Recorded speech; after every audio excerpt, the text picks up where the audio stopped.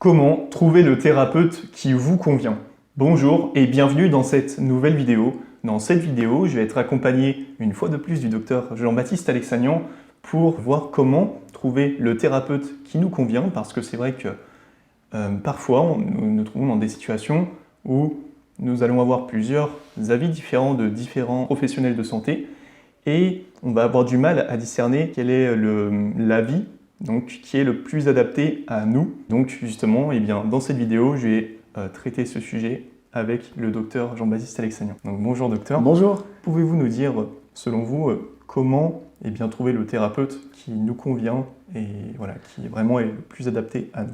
Alors déjà, tu as parlé d'une situation où quelqu'un a plusieurs avis. Oui. Et alors ça, moi, je recommande ça. Oui. Je pense que c'est très très bien d'avoir plusieurs avis. Moi, j'encourage vraiment les patients à demander plusieurs avis différents. Alors, je sais que c'est compliqué parce que parfois les rendez-vous sont lointains, etc., etc. Mais dans la mesure du possible, avoir plusieurs avis en psychiatrie, ça me semble tout à fait raisonnable. Alors après, ça crée ce qu'on appelle l'embarras du choix. Parce que c'est embarrassant de devoir choisir quand on a deux options différentes et que c'est pas évident pour soi-même que c'est cette option qu'il faut, et ben ça crée l'embarras du choix. Alors si vous avez un trouble anxieux en plus, ce qui est souvent le cas quand on souffre d'un TDAH, on a un risque de trouble anxieux qui est très élevé et donc de doute très important, finalement ça va encore augmenter l'embarras du choix parce qu'on va être dans le doute, oui mais celui-là m'a dit ceci, celui-là m'a dit cela, etc. Si les deux disent à peu près la même chose, prenez celui avec qui vous avez le meilleur contact, le meilleur feeling. De toute façon, c'est extrêmement important d'avoir un bon feeling avec son psychiatre.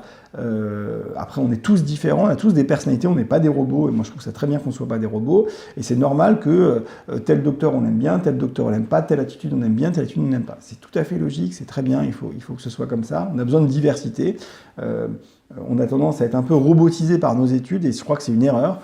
Les gens n'attendent pas de nous qu'on soit des robots, ils attendent de nous qu'on soit nous-mêmes et qu'on ne soit pas artificiel parce que c'est vraiment sinon perçu comme étant désagréable. Donc voilà, ça c'est une première chose. Si les deux vous disent à peu près la même chose, sauf vraiment des détails, mais enfin des détails, il y a toujours des différences, mais si vous disent à peu près la même chose, prenez celui avec lequel vous êtes le plus à l'aise. Première option. Deuxième hypothèse, ils vous disent des trucs complètement différents. Là, c'est plus embêtant. Ouais. Alors, ce qui est important, c'est d'essayer de confronter les avis. C'est-à-dire que pourquoi un tel me dit ça alors que l'autre m'a dit ça? Et encore une fois, moi, personnellement, mais peut-être que d'autres confrères sont pas d'accord avec ça, moi, ça ne me dérange jamais qu'on vienne en me disant « oui, mais telle personne m'a dit ceci, telle personne m'a dit cela. Qu'en est-il? Qu'est-ce que vous avez à dire à ça ?» Normal, on répond, on est là pour ça. C'est comme les gens qui viennent avec des feuilles d'internet ou des trucs qu'ils ont trouvés sur internet. Moi, ça ne me pose aucun problème. Je ne vois pas du tout le problème. Je sais qu'il y en a qui détestent ça. Moi, je pense que quand on connaît son métier, on n'a pas à avoir peur d'internet, on n'a pas à avoir peur des gens qui ont trouvé des trucs sur internet, parce que soit c'est des choses vraies, dans ce cas-là, quel est le problème, soit c'est des choses fausses, et ils vous en parlent, donc vous allez pouvoir corriger. Je veux dire, si vous êtes compétent, vous êtes capable de dire que les choses sont vraies ou les choses sont fausses.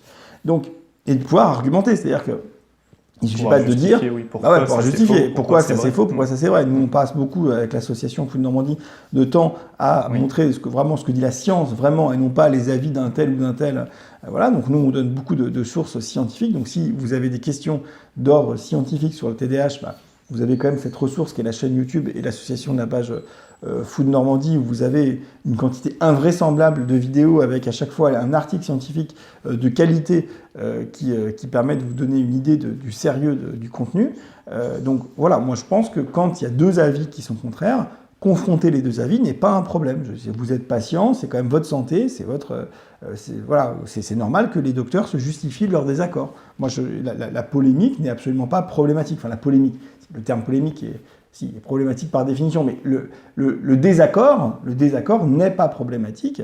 Le désaccord est riche en apprentissage, et donc de ce désaccord, le patient va confronter les uns et les autres, et de ce désaccord, il va se nourrir d'informations qu'il va juger plus ou moins pertinentes en fonction de la pertinence des uns et des autres, tout simplement. Et donc, si l'un vous a semblé plus pertinent que l'autre, allez vers celui qui vous a semblé le plus pertinent. Ça ne veut pas forcément d'ailleurs dire qu'il a raison, mais ça veut dire que vous serez plus à l'aise. Voilà. Donc, du moment que les arguments ont l'air sérieux, ils sont sourcés, allez vers celui qui vous met le plus à l'aise, celui qui vous convient le plus. Voilà. D'accord. Je vous remercie en tout cas pour m'avoir Merci bien. donné tous ces conseils. Et puis, si vous souhaitez retrouver le docteur, eh bien, n'hésitez pas. Tous les liens se trouvent dans la description. La chaîne Food Normandie est en lien dans la description, ainsi que la page Facebook également Food Normandie. N'hésitez pas à vous abonner. Je vous remercie d'avoir visionné cette vidéo. C'était Arthur. Je vous dis à très vite. Ciao, ciao.